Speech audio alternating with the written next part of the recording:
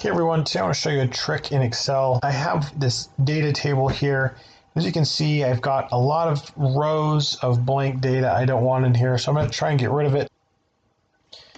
Click on blanks, delete all your rows. You can go that route. That's going to get rid of it. But this way is going to be a little bit easier in being able to get rid of the rows that are blank.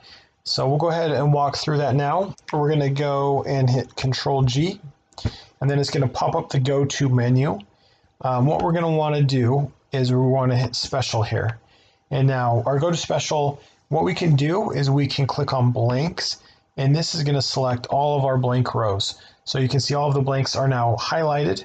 And then if we want to delete it, you can either click on one of the rows on the far left side, or you can hit Control minus.